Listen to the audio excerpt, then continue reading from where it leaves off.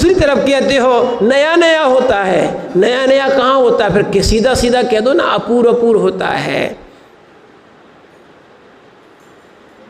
दो बातें कहीं तो हम कह देंगे आपका लक्षण अव्याप्त है, यहाँ अतिव्याप्त है। ऐसे बहुत से उन्होंने लक्षण जो कहे ये लक्षणाभास में आ जाते हैं, जो लक्षण नहीं है पर लक्षण जैसे दिखते हैं, आप कहते हो ये लक्षणाभास है।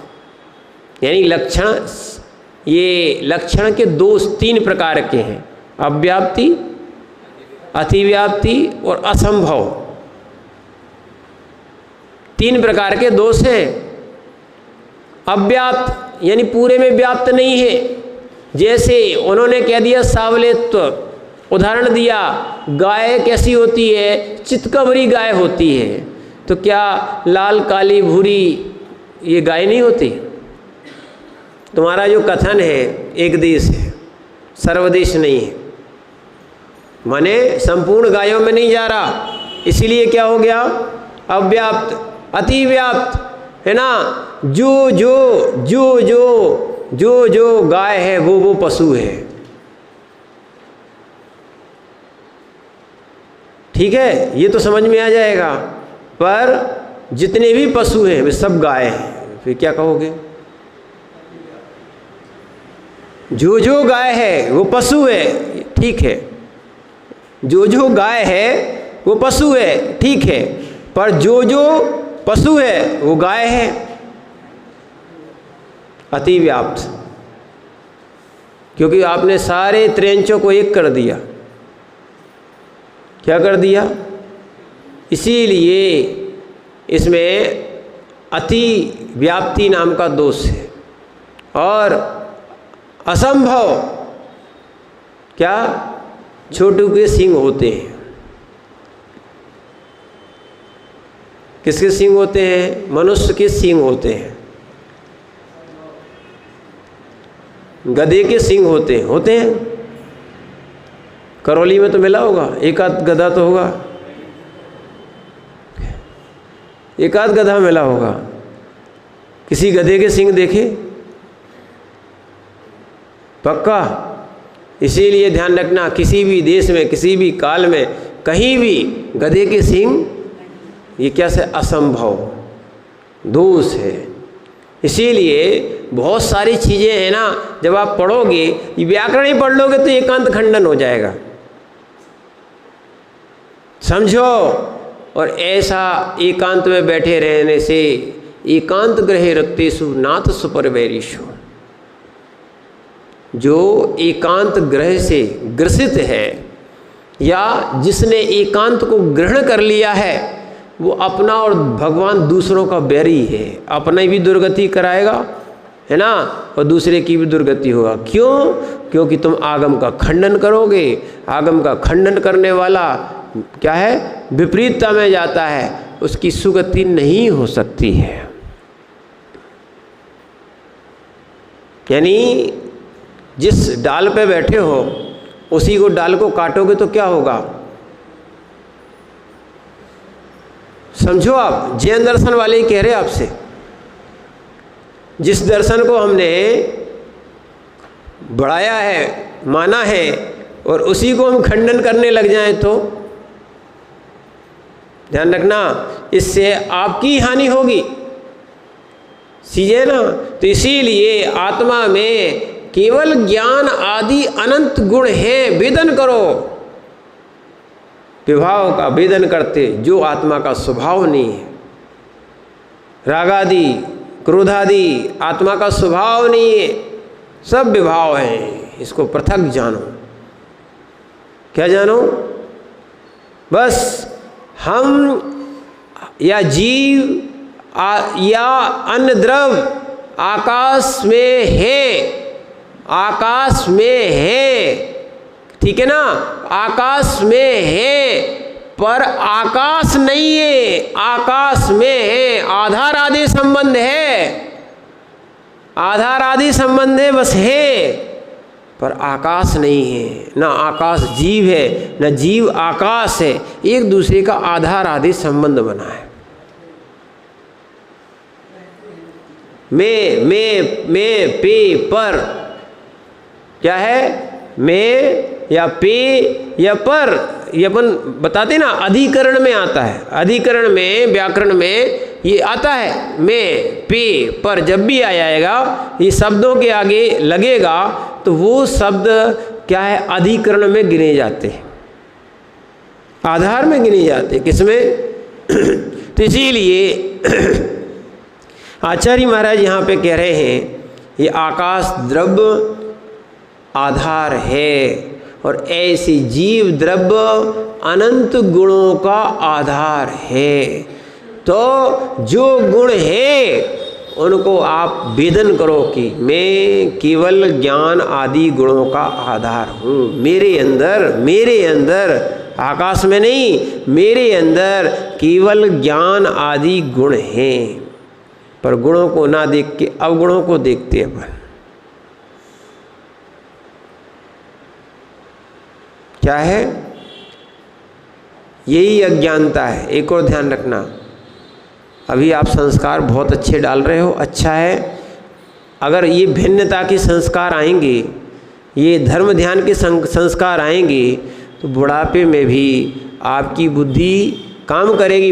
एक तो पुण्याश्रय हो ही रहा है, असंख्यात गुण श्रेणी निर्जरा हो ही रही, अंत समय अगर शरीर में भी रोग हो गया या कहीं भी आपको वेदना हुई, आपका भेद विज्ञान अंत तक काम करेगा, आप रो नहीं सकते अगर भेद विज्ञान है तो, और अच्छा श्रुत ज्ञान है तो, क्योंकि शरीर अलग है, आत्मा अलग है। जैसे जीव अलग है, आकाश द्रव्य अलग है, भले एक ही जगह रह रहे, ऐसे ही भले एक ही शरीर में आत्मा है, इसी में अंदर आत्मा है, क्या है, इससे संश्लेष मिला हुआ है, दूध पानी की तरह मिली हुई है। कैसी है ये आत्मा? दूध पानी की तरह, मेरे शरीर और आत्मा और कर्म और आत्मा दूध पानी की तरह संबंध है, संश्लेष संबंध है। पर कभी भी तीन काल में भी आत्मा शरीर नहीं होगी, शरीर आत्मा नहीं होगी।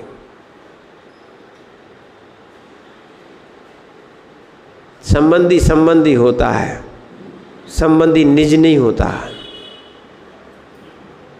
क्या है? संबंधी संबंधी होता है। कुछ संबंध जन्म से आते हैं, कुछ संबंध हम बनाते हैं। और ज्ञानी हो जाओगे तो समझ में आएगा ये संबंध कुछ है ही नहीं, इस संबंध के कारण ही मैं बंधा हूँ। आत्मा का कोई संबंध नहीं, किसी से कोई संबंध नहीं, न संबद्ध है न संबंध है। हम नहीं बांधा है, हम ही छोड़ते हैं। हम नहीं बांधा है संबंधों को, हम ही छोड़ते हैं। और वास्तविकता में ज्ञान होने के बाद बस ये है, एक दूसरे का आधार आदि है, उपकार उपकारे भाव है। तो ऐसे ही यहाँ पर आचार्य महाराज बता रहे हैं, केवल ज्ञान आदि अनंत गुण के आधारभूत होने से माने लोकाकाश प्रमति असंख्य सुखी प्रदेशेषु, यानी यहाँ पर निश्चय न से वो अपनी आत्मा के प्रदेश हैं। लोकाकाश प्रमाण, लोकाकाश के अलग और आत्मा के भी असंख्यात प्रदेश अलग। नहीं तो लोकाकाश के प्रदेश को आत्मा का प्रदेश नहीं मान लेना, आत्मा के प्रदेश को लोकाकाश के प्रदेश नहीं मान लेना। नहीं तो कई लोगों ने भगवान की आत्मा को निज की आत्मा मान लिया है, और निज का जब मरण होता है तो भगवान की आत्मा में समा जाते, ऐसा मानते हैं लोग। ऐसा होता ही नहीं है। प्रत्येक आत्मा स्वतंत्र है, प्रत्येक जीव स्वतंत्र है। यहाँ तक कि प्रत्येक द्रव्य, धर्म अधर्म, आकाश, जीव पुद्गल, धर्म अधर्म, आकाश काल, ये छयों द्रव्य पृथक पृथक हैं। मिले होने पर भी अलग अलग ही रहती हैं, कितना भी मिला दो। जब आप देखना, जब आप शुद्ध और अशुद्ध को नहीं मिला सकते उसी में, शुद्ध और अशुद्ध को उसी में नहीं मिला सकते हो, फिर कैसे मिला पाओगे इन भिन्न भिन्न द्रव्यों को? दूध से निकला हुआ घी मिला के बताओ। हम तो दूध से निकला हुआ घी बोल रहे हैं, दूध में मिला के बताओ। घी में घी मिल जाएगा, क्योंकि हमने जो कहा है उससे विपरीत मत जाओ। हमने शुद्ध और अशुद्ध की बात कही है। शुद्ध में मिलता है पुद्गल द्रव्य। क्या है? पुद्गल द्रव्य। फिर भी नहीं मिलता है पुद्गल द्रव्य का शुद्ध परमाणु।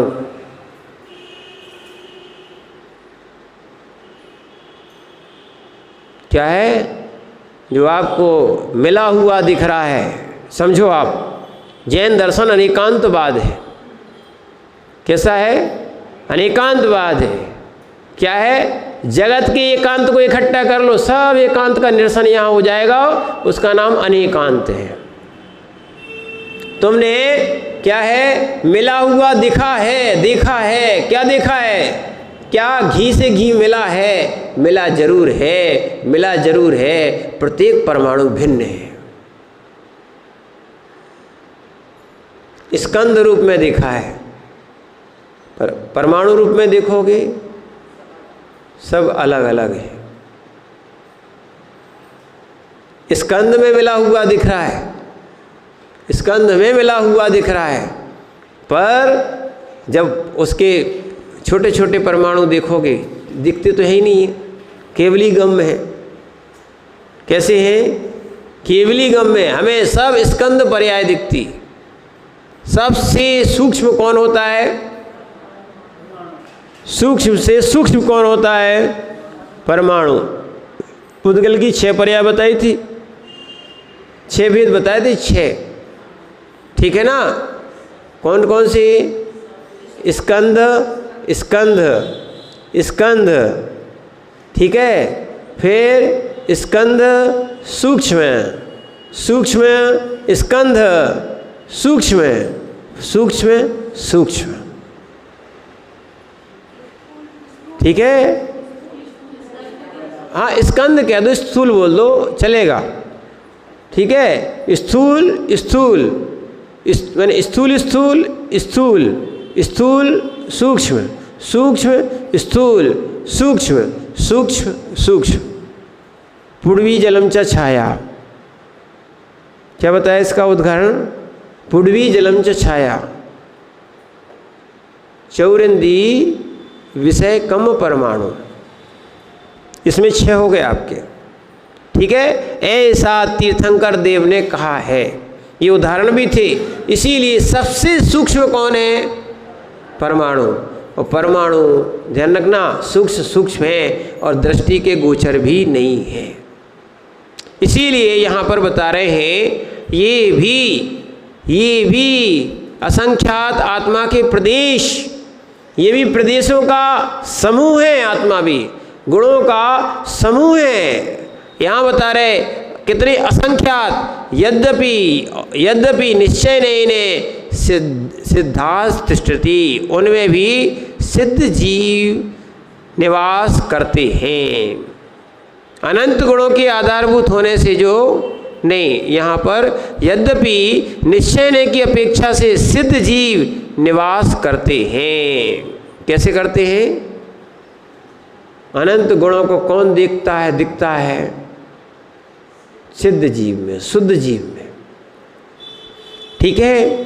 और आगे एक और बात बताई थी कल कि उपचरित असद्भुत व्यवहार नय से। किससे? उपचरित तथापि उपचरित सद्भुत व्यवहार नय से मोक्षशिलायाम तिष्ठन्ति भरणते इतुक्ता। भगवान मोक्षशिला में रहते हैं, ये उपचार से कह दिया था, पर वो तो स्वयं में रहते हैं। कहाँ रहते हैं? और वास्तविकता में सबसे ऊपर किससे? हाँ, लोक के अग्रभाग। कहाँ? वाद वलय में रहते हैं। कौन से? तनुवाद वलय में। वो सीधे ऊपर जाके रहते हैं। सिद्धशिला तो बहुत है। ठीक है ना? सिद्धशिला नीचे है। और कल आपको सिद्धशिला के बारे में बताया था, कई प्रकार के ऐसे प्रमाण मिलते हैं। तो दो प्रमाण मिलते हैं, हम दोनों को स्वीकार करते हैं। आगे भी आएगा। तो यहाँ पर आचार्य महाराज कह रहे हैं तो ऐसा कहा जाता है, ये पहले कह चुके। ये क्या हो गया, अब देखेंगे और बताएंगे। पहले अभी अपन यहाँ को पढ़ते हैं। आगे बताते हैं कि साचा ईदृशो मोक्षो यत्र प्रदेशे परम ध्यानेन आत्मा स्थिते सन कर्मरहितो भवति तत्रैव भवति न अन्यत्र। ये बोल रहे हैं वह ऐसा मोक्ष जिस प्रदेश में आत्मा परम ध्यान युक्त होकर कर्म रहित होता है, वहाँ ही है। कर्म रहित होने के बाद एक स्थान में रहती है, अब भिन्न भिन्न नहीं रहती और अन्यत्र कहीं नहीं है। अब वो सिद्धालय में जो सिद्ध जाके विराजमान हो गए हैं, वहाँ से अन्यत्र कहीं नहीं जाएंगे, लौट के भी नहीं आएंगे।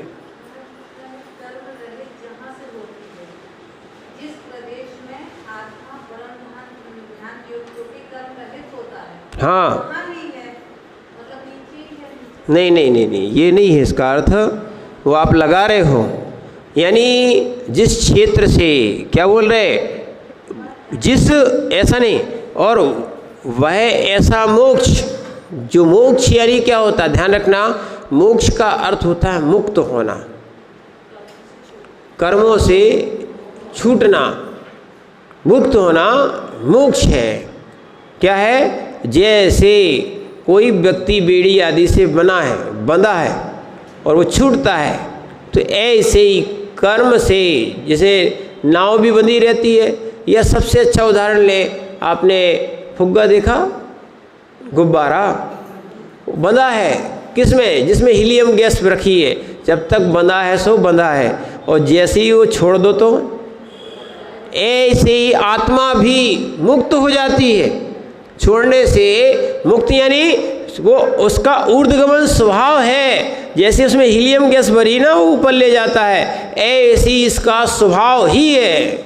इसमें कोई गैस ऐसे नहीं भरी, ठीक है, नहीं तो तुम एलपीजी गैस ढूंढने लगो, भर नहीं लेना। तो वहाँ कोई गैस नहीं भरी, मात्र क्या है, स्वभाव है। जैसे अग्नि का स्वभाव ऊर्ध्वगमन में जलती है, ऊपर की ओर जलती है, ऐसे जीव का स्वभाव ऊपर की ओर जाना है, इसलिए वो क्या होता है, बस अब वहाँ से ही मोक्ष हुआ। किस स्थान से, जिस स्थान से मोक्ष हुआ, स्थान मान लो जैसे अपन शिखर जी की टोकों की वंदना करते हैं, ये स्थान पे इसलिए क्योंकि इसी स्थान से भगवान सीधे मोक्ष गए। जो मुक्त हुए हैं वो कहाँ गए, बिल्कुल इसी स्थान पर ऊपर मिलेंगे। तो क्या बोला, ऐसा मोक्ष जिस प्रदेश में आत्मा परम ध्यान में युक्त होकर, ये वह ऐसा मोक्ष, कौन सा, वह ऐसा मोक्ष जिस प्रदेश में आत्मा परम ध्यान युक्त होकर कर्म रहित होता है, वहाँ ही है। सुन लो, अच्छे समझो। यहाँ पर आप वही भ्रम में आ गए, आप सोच रहे थे आकाश के प्रदेश, कोई कह रहा था लोक के प्रदेश, वो कह रहे आत्मा के प्रदेश। मुक्त हो गए, वो मुक्त जरूर हो गए, पर अपने ही प्रदेश में, बाहर प्रदेश में नहीं है। पढ़ो इस लाइन को फिर से देखो। वह ऐसा मोक्ष जिस प्रदेश में आत्मा परम ध्यान युक्त होकर कर्म रहित होता है, वहाँ ही है, वह वहाँ ही है। कहाँ है, वो अपने में है, भिन्न नहीं है। देखो, शुद्ध सोना हुआ है, सोने की अशुद्धियाँ निकली हैं, सोने की अशुद्धियाँ निकली हैं, सोने की अशुद्धियाँ निकली हैं, ना कि सोना निकला है। शुद्ध किया गया यानी अशुद्धियाँ निकली हैं, तो सोना क्या हुआ? स्वयं में शुद्ध होता गया, स्वयं में शुद्ध होता गया। ऐसे ही जीव के कर्म निकलते निकलते निकलते जीव भी शुद्ध होता गया।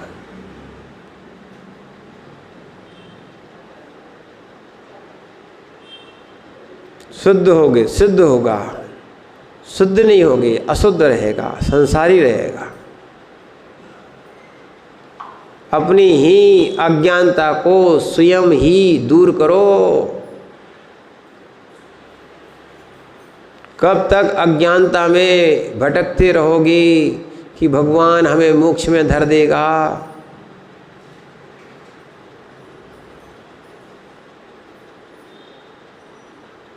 फिर भगवान भेदभाव क्यों करता है? क्या किसी को मोक्ष में रखता है, किसी को संसार में रखता है, किसी को नरक में रखता है? क्यों ऐसा करता है?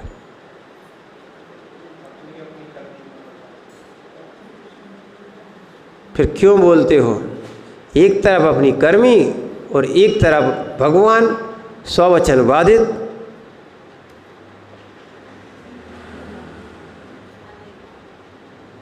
इसका नाम अनेकांत नहीं है। एक सिद्धांत भगवान रखता है, दूसरा सिद्धांत की कर्म रखता है। दो सिद्धांत कैसे?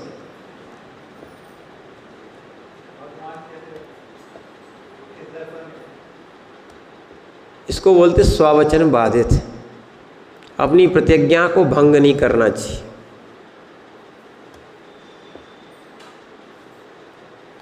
एक बार जो तुमने कहा है, ठीक, ये सोचो ज्ञान से कहा कि अज्ञान से कहा है। अज्ञान से कहा है तो उत्तर देना ही नहीं। तुम स्वयं ने सोच लिया कि हमने अज्ञान से कहा है, और ज्ञान से कहा है, तटस्थ रहो। फिर हम आपको बताते हैं कि सही कहा है कि गलत कहा है।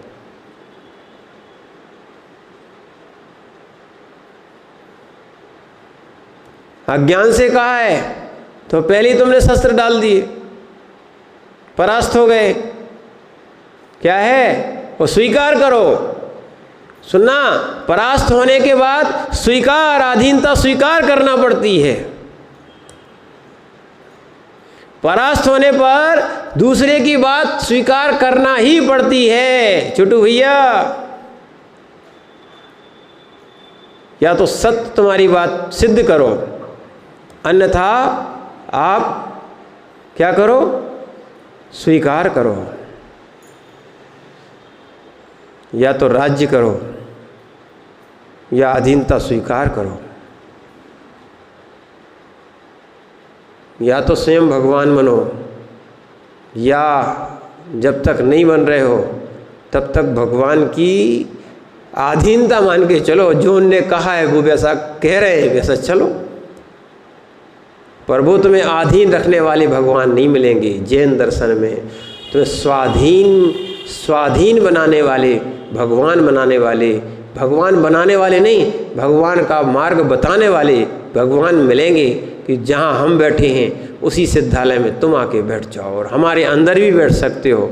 यानी एक सिद्ध में अनेक सिद्ध समा जाएंगे, क्योंकि वहाँ शरीर नहीं है, आत्म प्रदेश है।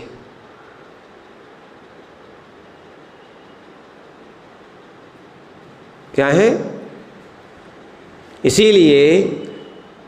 इसीलिए अगर हम गलत हैं, अगर ये स्वीकार कर लिया तो फिर आपका मोक्ष मार्ग सुधर सकता है।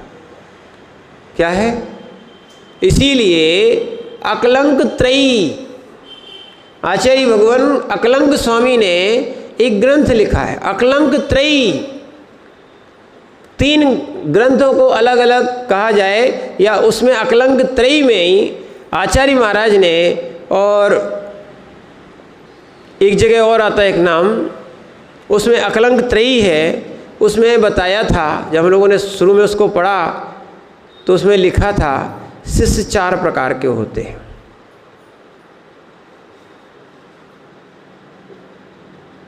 क्या है? एक तो सबसे पहले अज्ञानी, दूसरा संशय वाला, तीसरा विपरीत, चौथा ज्ञानी।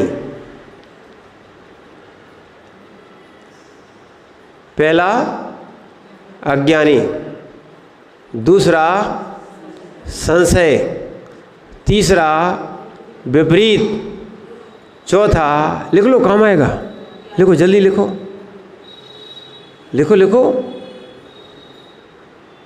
चौथा ज्ञानी।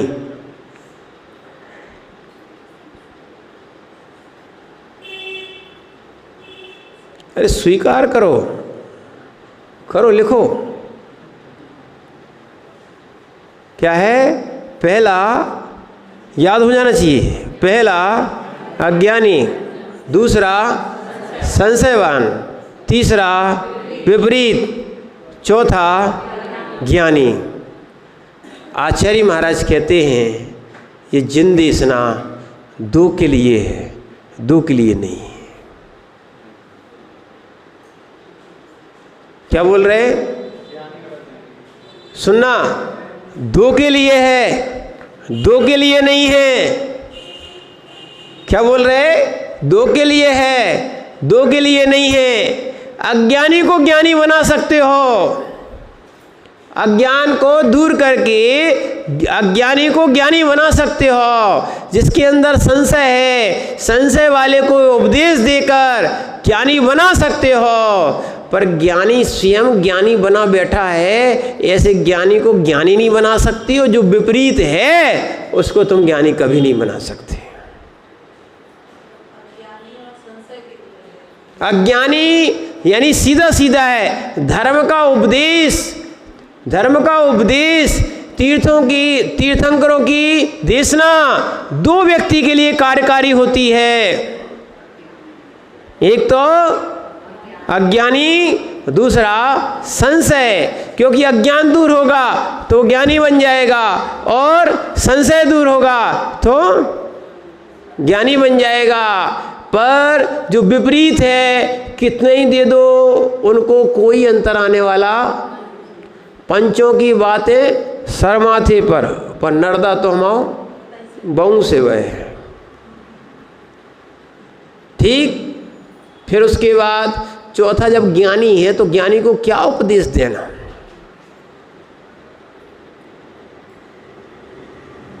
और जो आपको अज्ञानी ज्ञानी मान के बैठा है, बात नहीं मान रहा है, उसको ज्ञानी नहीं कहना, उसको विपरीत कहना। दो व्यक्तियों का, संशय वाला और अज्ञान वाला, इनका कल्याण हो सकता है। ठीक है। विपरीत का कल्याण होता नहीं है। जो ज्ञानी बना बैठा है उसको भगवान बना बैठा है, उसको क्या समझाओगे तुम? और ज्ञानी फिर शिष्य बनेगा ही क्यों? सीधा आचार्य बनेगा ना। क्या है? इसीलिए इस चीज को समझने का प्रयास करो। और जब तक अज्ञानता हटेगी नहीं, मिथ्यात्व हटेगा नहीं। क्योंकि वास्तविकता में मिथ्यात्व का, अज्ञानता का ही नाम मिथ्यात्व है, अज्ञानता का ही नाम संशय है, अज्ञानता का नाम एकांत है, और अज्ञानता का नाम ही अविनय है।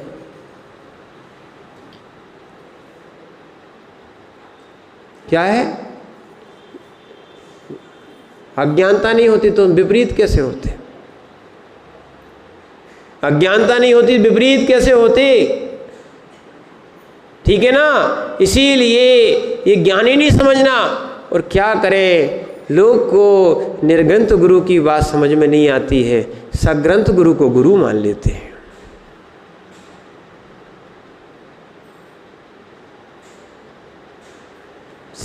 सीधी बात तो ये है, जिस जीव का तीव्र मिथ्यात्व कर्म का उदय होता है, उसको समझना, उसको सही बात समझ में नहीं आती। नहीं तो देखो, सत्य तो ये है, हम लोग जब तक रहे, जब तक कोई मान्यता में रहे सो रहे, हम देखा कोई हठाग्रह नहीं। क्यों? अगर आगम दिखाने के बाद भी अगर कोई अपनी हठाकता नहीं छोड़ता है, चाहे वो गुरु की भी, एक और ध्यान रखना, ऐसा 28 नंबर की गाथा जीव कांड जी में लिखा है कि अगर आगम को दिखाने के बाद भी अगर कोई अपनी हठाग्रह या गुरु का आग्रह नहीं छोड़ता है, उसी समय से मिथ्या दृष्टि, ऐसा आचार्य भगवान नेमिचंद सिद्धांति देव ने लिखा है।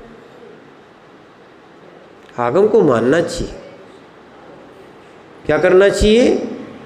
स्वीकार करो, गलती है तो स्वीकार करो, अन्यथा आप शुद्ध नहीं हो पाओगे, सिद्ध नहीं हो पाओगे। तो इसीलिए अशुद्धता निकालना है, तो वो कहीं नहीं जाता। कौन? वो वहीं रहता है, गुण गुण में ही रहेगा, अवगुण बाहर निकलता है। सहबवो गुणा, क्या लिखा आगे? क्रमवर्तिना पर्याया। ये देखो, साथ में रहते रहते, पढ़ते पढ़ते, अभ्यास करते करते लोग ज्ञानी बन जाते। क्या है? ठीक है ना? क्या बन जाते हैं? ज्ञानी बन जाते हैं। इसीलिए संयमियों के पास रहोगे तो आप ज्ञानी भी बनोगे और साथ में चारित्रवान भी बनोगे। ठीक है? वो अज्ञान काम का नहीं है जो चारित्र ना दिलाए, वो ज्ञानी ही नहीं है। क्या है? कुंद कुंद स्वामी से मिलो ना, सारी शंकाओं का समाधान बहुत सी बातों में उनने कर दिया। 84 पहाड़ मिले, लिखे, पर मिले तो अभी थोड़े से। क्या है? 5-6 पहाड़ मिले ही बस, इससे ज़्यादा नहीं मिले। ठीक है? उन्होंने भी लिख दिया, राणम नरस सारो। जीव का कोई सार है तो वो है ज्ञान। नाणम नरस सारो, सारो ही सम्मतो, सम्मता होई चरणम, चरणस होई निर्वाणम। मनुष्य जीवन का कोई सार है तो ज्ञान, और ज्ञान क्या कराता है? सम्यक्त उत्पन्न कराता है। सही ज्ञान होता तो सम्यक्त उत्पन्न, सही श्रद्धा उत्पन्न कराएगा, मिथ्या श्रद्धा उत्पन्न नहीं कराएगा। और सम्मतता हुई चरणम, वो सही श्रद्धा हो गई तो आचरण भी माने उत्पन्न कराएगा, प्राप्त कराएगा। और जैसी आचरण होगा वो सही आचरण होगा। इसलिए डंके की चोट पे बोलते हैं, अगर सही आचरण होगा तो वो निर्वाण को भी नहीं रोक सकता, निर्वाण प्राप्त कराएगा ही कराएगा।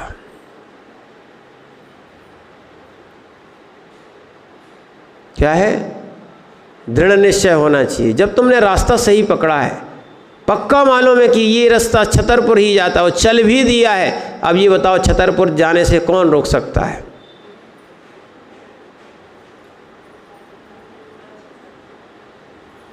क्या है? रोक सकता है कोई? ठीक है, अगर रोड नहीं हुई या कुछ भी बाधा आई, तुम्हें उसको आगे बढ़ना ही है, वो निकाल के आगे बढ़ना ही है। और निर्णय कर लिया, पहुँचोगे।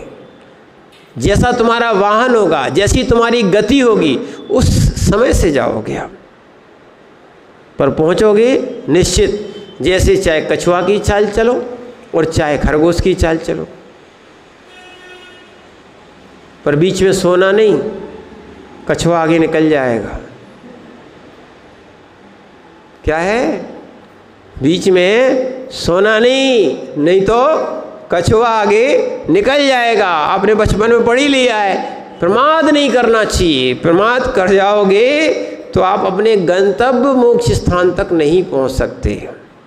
इसीलिए वो कहीं नहीं जाता, गुण कहीं नहीं जाते, गुण कहीं नहीं जाते। सहवो गुणा, गुण सहभावी होते हैं, आत्मा को छोड़ के कहीं नहीं जाते। इसलिए मोक्ष भी हो जाए तो हमारी आत्मा के प्रदेश, हमारी आत्मा के गुण हमारे में ही रहेंगे, वो आकाश के प्रदेशों में नहीं मिलेंगे। मोक्ष हुआ है, मुक्त हुए हैं हम नहीं, कर्म। क्या हुए हैं? कर्म छूटे हैं, गुण तो जो कहते हो। ये समझाया जा रहा था, अन्यत्र कहीं नहीं, वही है। इसीलिए ध्यान रखना, क्या ध्यान करने वाले या सिद्ध दशा को प्राप्त करने वाले वो वहीं से साधना कर रहे थे, वो आत्मा का स्वभाव था, सूर्यगमन हो गया। लोगों को लगा स्थान परिवर्तन है, हाँ, पर स्वचतुष्ट ऐसे छोड़ के जीव के गुण कहीं नहीं गए, ये कहने का यहाँ तात्पर्य था। अब आगे आचार्य महाराज कह रहे हैं यत्र प्रदेशे कर्म रहे तो, अब आगे ध्यान प्रदेशे कर्म कर्म पुद्गलान त्यक्त्वा ऊर्ध्वगमन स्वभावेन गत्वा मुक्तात्मनो यतो लोकाग्रे तिष्ठन्ति तथा उपचारेण लोकाग्रमपि मोक्षा प्रोच्यते। देखो यही बात पूरी जो की त्यों आगे आचार्य महाराज ये बोल रहे थे, ध्यान प्रदेशे पुद्गलान त्यक्त्वा, ध्यान प्रदेश से कर्म रूपी जो पुद्गल थे त्यक्त्वा वो छूट गए, छूटकर ऊर्ध्वगमन स्वभावे ने, ऊर्ध्वगमन स्वभाव होने पर क्या ऊर्ध्वगमन स्वभाव के द्वारा गत्वा